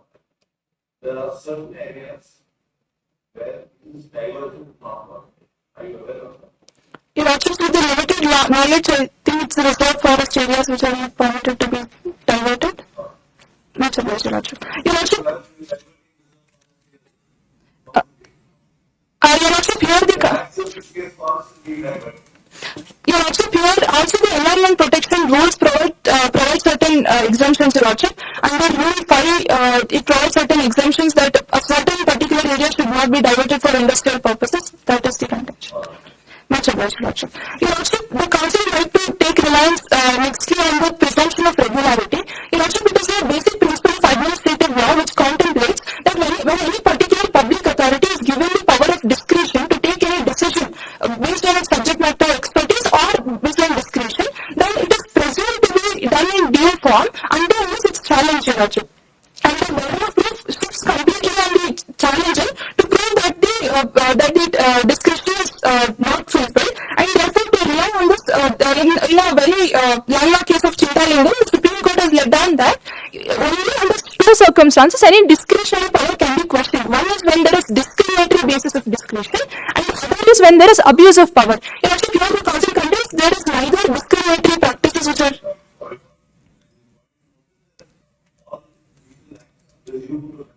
Indeed, Your Lordship. Indeed, Your Lordship. Indeed. Indeed, Your Lordship. Indeed, Your Lordship. Indeed, Your Lordship. Indeed, Your Lordship. Indeed, Your Lordship. Certainly, Your Lordship. Certainly, Your Lordship. The contention is that the burden of proof is purely on the petitioners, and that is the contention. Much obliged, Your Lordship. Lastly, my third issue is about sustainable development, Your Lordship. Traditionally, if we look at the concept of sustainable development, it is very prevalent that environmental ecology preservation was given preference to the development. That is the content. That is the follow which is followed. But very recently, in the year of 2025, if Your Lordship may kindly refer to page 78 of the compendium in the case of Honorable Foundation, the Supreme Court has taken a step away from the traditional aspect and has stated, the point I would like to read, as it is stated that the traditional concept that development and ecology are opposed to each other is no longer acceptable. Sustainable development has been accepted as a viable concept to eradicate poverty and to improve the quality of human life by living within the carrying capacity of supporting ecosystems. You should therefore to rely on the sustainable development concept. The duty on the state is also to take care of certain other interests other than environment protection, such as the public interest, environmental viability, economic interest of the state. These aspects which are to be taken care by the state, Your Lordship, and therefore the council would like to state that the balance has to be struck between the environment preservation and the development, and therefore through the compensatory afforestation as contained in the council and through the artificial reefing which was implemented and also reforestation of the mangroves, the balance is being struck by the respondents is the contention, Your Lordship, and therefore the concept of sustainable development is fulfilled as the contention of the council, Your Lordship. If Your Lordship is satisfied, the council is explanation to proceed with issue number 4, Your Lordship. Much obliged, Lordship. Your Lordship, issue number 4 being whether the Your Lordship.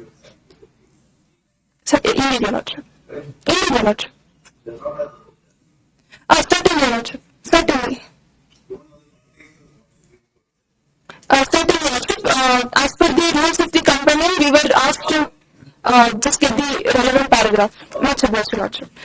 Your Lordship, moving to issue 4, it states whether the project violates Article 21 of the Article 21, including the right to life and healthy environment of the citizens of Constitution of the Brahmas. Your Lordship, the Council contends that there is no violation of Article 21 of the Constitution. Your Lordship, if you were to observe the very bottom of Article 21, it clearly states that no person shall be deprived of life and personal liberty except according to procedure established by law. The verbatim in itself provides for an exception for infringement of the fundamental right under Article 21, Your Lordship. Your Lordship, the concept of procedure established by law was extensively interpreted in various judgments, including the judgment of Maneka Gandhi, Shabnam vs. Union of India. But the Supreme Court has clearly laid down that any procedure established by law shall be just, fair and reasonable. It should not be arbitrary, fanciful, and oppressive. Your Lordship, in the contentions, the council will be contending that the procedure established by law through which the act is being implemented is just, fair, and reasonable. Your Lordship, to substantiate this, the council would like to rely upon the concept of doctrine of proportionality. So, what is doctrine of proportionality is when any particular intention or an object is being sought and the reasonable way through which that intention is being achieved, the means which is opted should be proportional, and there should be balance between the rights which are being affected. Your Lordship. Your Lordship, if you were to observe the case of Kerala State Beverages Corporation in the year 2019, just like the case put us on the judgment, it laid down certain conditions for test of proportionality. Your Lordship, if Your Lordship will kindly refer to page number 109 of the compendium. The Supreme Court has laid down that any administrative decision is considered to be proportionate if the objective in which a decision is made to contain fundamental rights is important. Your Lordship, here the council contains that the objective, that is to gain economic viability, to gain international standards in place of strategic location in order to have multi-level transshipment port. It is a strategic location and also forms the strategic and defense purpose. Therefore, the objective is legitimate, and also the measures taken to achieve this object is also legitimate because the measures taken is to mitigating factors such as artificial reef and such other aspects which are also mitigating the project, and also there is no impair on rights of the livelihood. Your Lordship. Your Lordship, if you were to come to the point of right to livelihood which was pointed out by the council, the council contended that the right of livelihood of the foreign rights has been affected. Your Lordship, to substantiate this, the council is relying upon the case of Olga Tellis, Your Lordship. But Your Lordship, the very Olga Tellis case, if Your Lordship may kindly refer to page 404 of the compendium, it also states that which alone makes it possible to live, what makes livable must be deemed to be an integral component of right to life. Your Lordship, what is contended, what is laid down in this judgment is that the right to livelihood must be protected. It does not mean that the status quo of the people should be protected. The right to livelihood is being protected by this project because the various employment opportunities are being generated through this project, and therefore livelihood is protected. Your Lordship. The council would also like to place reliance on the concept of doctrine of necessity. So, doctrine of necessity is a concept wherein the necessity, the interest of the public should be taken into consideration in order to implement any project. Your Lordship, if you have to refer to the case of Sadhuram Bansal versus Pune in the page number 88, Your Lordship, the Supreme Court has clearly laid down that in order to the council takes extension of time for 1 minute. In order to deal with the necessities of the public interest, it is destruction from some technical rule in favor of a party is allowable. That was the rule laid down in the case of Sadhuram Bansal, Your Lordship. And therefore, the contention is that the necessity of the existing project was such that in the interest of public, in the interest of national and strategic importance, the certain technical rules were distracted, and that can be mitigated as per the judgment of the Sadhuram Bansal, Your Lordship. And also the council lastly would like to state that sustainable development in itself forms part of Article 21, Your Lordship. As it was laid down in the case of Aurobindo Foundation, it is clearly held that sustainable development is a part of right to life. And in order to if at all sustainable development is upheld, right to life of a person is upheld. And here the state, by implementing a project which strikes the balance between ecology and development, has indeed upheld the right to life of the appellants instead of infringing the rights, Your Lordship. If Your Lordship is satisfied, the concept is indeed, Your Lordship. Indeed, Your Lordship. And 48. Indeed, Your Lordship. Indeed, Your Lordship. Your Lordship, Article 48A provides duty to protect environments and safeguard forests, Your Lordship. 48A. 46. Promotion. In your case, observe these. Certain, Your Lordship. 46 provides promotion of educational and economic interests of scheduled castes and scheduled types and other weaker sections, Your Lordship. Certainly, Your Lordship.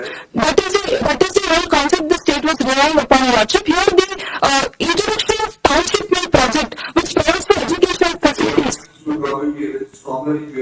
Certainly, Your Lordship. Also, PC relies on Article 41 and 47 also. 48A, certainly, Your Lordship. 47 also, which imposes a duty on the state to public health, and also increasing the standard of living is also a duty upon the state. And as it was rightly pointed out in the case of Minerva Mills, without implementing DPSPs, implementation of fundamental rights is just like a compass without a radar, Your Lordship. And therefore, certainly, Your Lordship, that was the last contention of the DPSP, Your Lordship, the directive principle. Your Lordship, DPSP, the directive principle system. Certainly, Your Lordship. Apologies. If Your Lordship are satisfied with issue 4, the council seeks permission to proceed with the prayer, Your Lordship.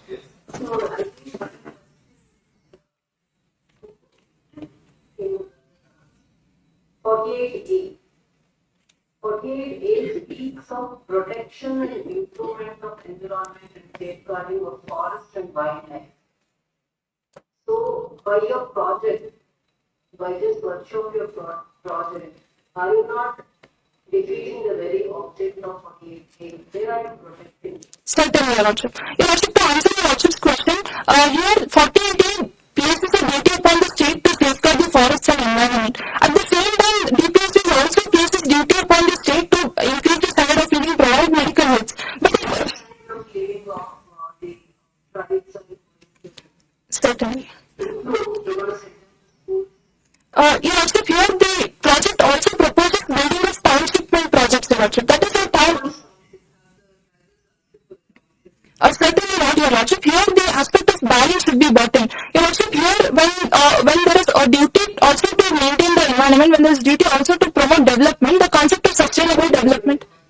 Your Lordship, development according to me is the aspect of sustainable development, where any developmental project or any implementation is done with keeping in mind keeping in mind the economical preservation, Your Lordship. And if at all there is any damage caused to the ecology, it can be compensated through various means such as compensatory forestation and various other aspects, Your Lordship. And also the concepts of the appellants contained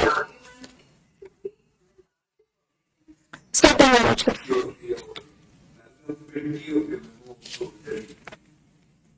Could be seen the polygraph clearance in the CID. Initiated preliminary activity. That particular point would have also been Certain, Your Lordship. conceived. Paragraph 20, Your Lordship. Yeah, and 20, noticeable changes in forest law. 20 and 21. Certain, Your Lordship.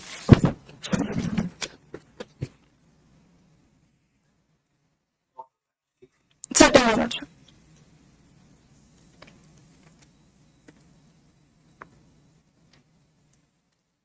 Your Lordship, here again the concept of sustainable development comes into picture, and in order to strike a balance, here the government has chosen to opt this particular place for development, and compensatory afforestation has been made in different areas, Your Lordship. That is the context. That is the balance which is sought by the state, Your Lordship. I do see compensatory forestation in many areas here in the past. Your Lordship, it is mentioned in paragraph number. Certain, Your Lordship.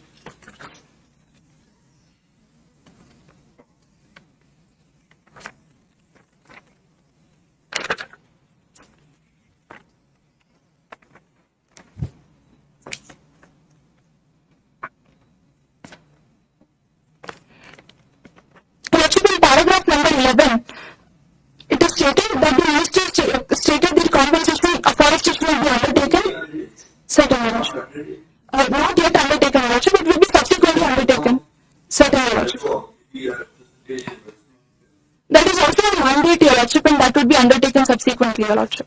but the fact remains that it has not been. As a fact, it's not implemented, Your Lordship.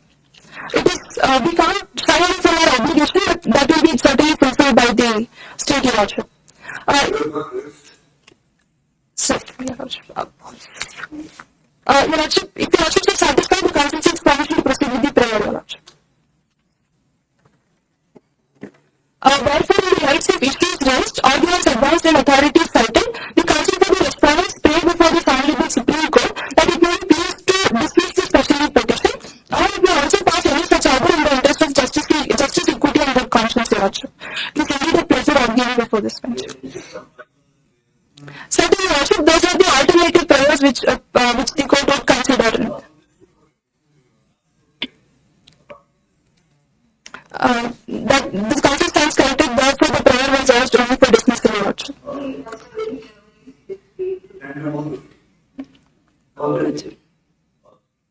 Much obliged. It was indeed pleasure arguing before this bench. Much obliged.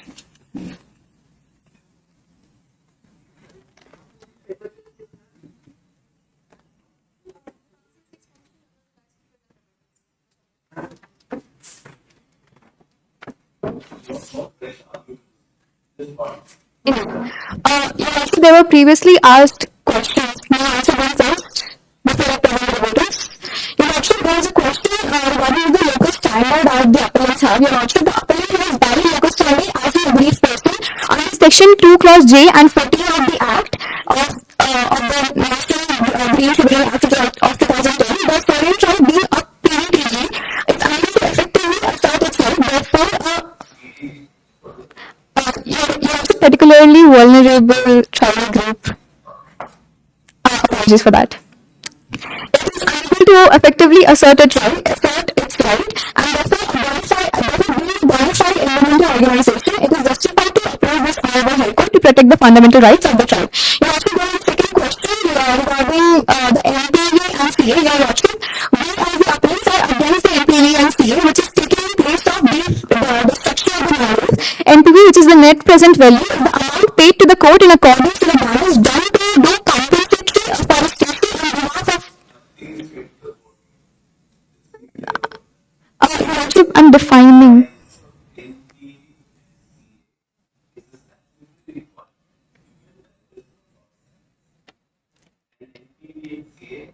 Is now paid to the fund which is called as the CAMPA. This is now separately regulated. Humble apologies for that. I apologize for that. The court does not implement policies. We use those funds. It is the forestation. Now to Lordship, there is also a question regarding the duty of citizens to protect and improve the natural environment. So that very same fulfillment of that duty, we stand here. We are pleading to protect the 140 square kilometer area and the harm from the project that can emerge. And just to mention that we are not against the development of the region here. We do want development, but not at the cost of the extension of our own livelihood, which is required for our survival. May I now please proceed to the revertals? Much obliged, Your Lordship. Your Lordship, the respondents have attended the Bundle Commercial Airport and a residential township at the transshipment port and demand a blanket national security exemption. Can we explain how airport, transport and port, township and port comes under the ambit of national security? Secondly, Your Lordship, they admit that the consultations were done through district officials, but bureaucrats are not substitutes for the Gram Sabha consent, which is mandate. There is a legal mandate for the Gram Sabha resolution. Secondly, Your Lordship, they claim that the officials were present in the consultation. Those officials are not the ones who are living with the tribe there in that particular region. It's the tribal people who are living there. And they also mention that the tribal people were adequately represented. But Your Lordship, the point 14 of the proposition mentions that there was a minimal representation, again showing a factual error.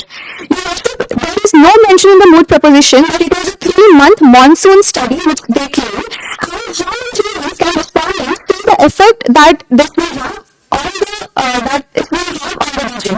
Finally, Your Lordship, they claim that this is done under the ambit of sustainable development. Your lordship, sustainable development is not development first and justification later, but it requires an informed balance and not blind trade-offs that there has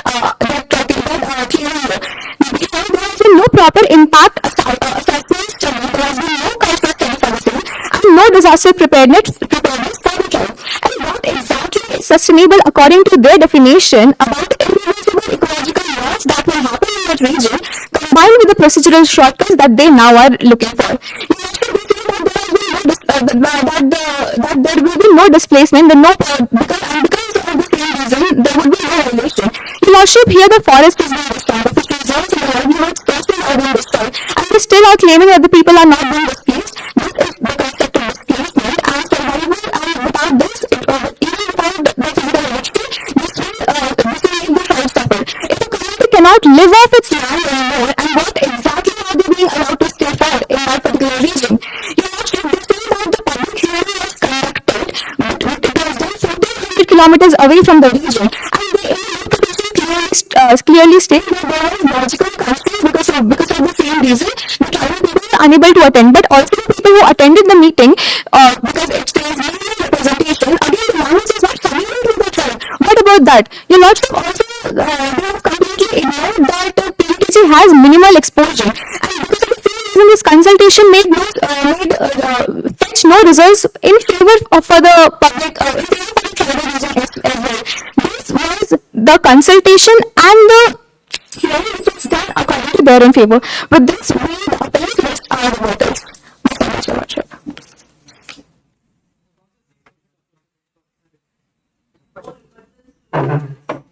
The Moot court rules had stated that we might be permitted. Much obliged. Well, sir, reserve 3 minutes for the servitors. With the court's view, I would like to exercise the 3 minutes for us. Much obliged. Much obliged. I think this is the court already say, my lords. Much obliged. We have stated in the argument substantially that we have deployed heavy machinery therein in that particular region, and there was a substantial argument, my lords. However, the heavy machinery deployed, the road laying or the vegetation clearance activity happened only after the clearance was granted, my lords. Until the clearance was granted, no activity on ground happened. All the assessment studies and the environmental impact assessment studies happened, baseline surveys happened, my lords. Actually, the point stands my lords. Now, subsequently moving on to the announced by Honorable Lordship, but this particular compensatory forestation is in process right now.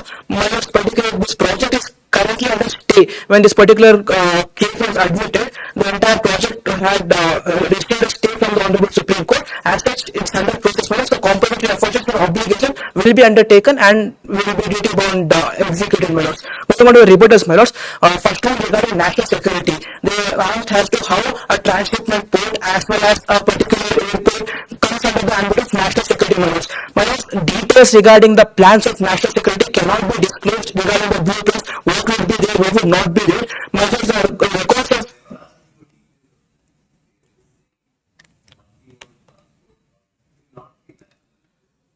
one example I will take off record, my lords. Recently, the Hambandota port, Chinese vessels had, the adversary Chinese vessels of the Indian nation, my lords, off the record I am stating, had position which was surveilled. My lords? Much obliged, my lords. Otherwise, Moot court competition, my lords. But such vessels are stationed over there which are doing surveillance activities of the naval forces, and this comes into picture, my lords. As such, a code is required over there. And further, since if we review the details, the court record is public record, and adversary nations will have access to the national security details. But second detail regarding the Gram Sabha consultation, my lords. Gram Sabha consultation is required under the Civil Rights Act, my lords, only when there is eviction or displacement. Here the facts are also stating the same as well as the clarifications are stated that there is no displacement or eviction of the term. As such, Gram Sabha point is nullified, my lords. But moving on in the third rebuttal as well as in the seventh rebuttal, they again bring the concept of representation, my lords.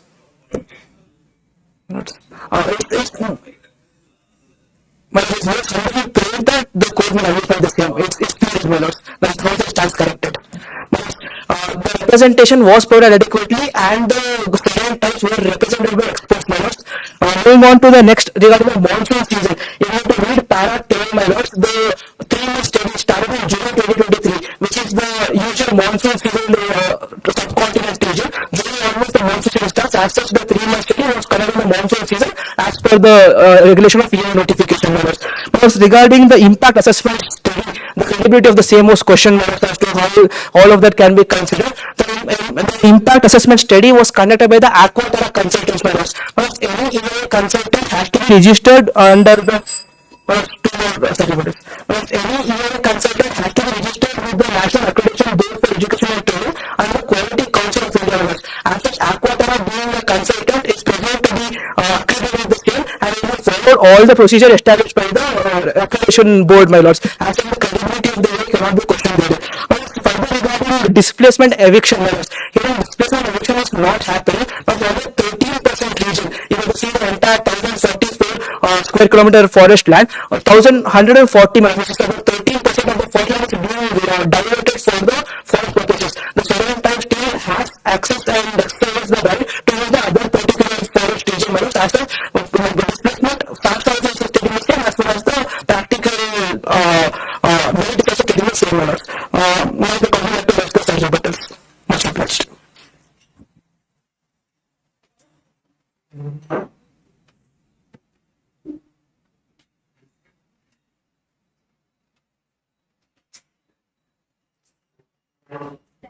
Appellants and respondents, sincere thanks to the honorable bench. The time and patience shown by the bench is sincerely appreciated. If the bench is pleased, the proceedings for today can come to an end. Thank you all.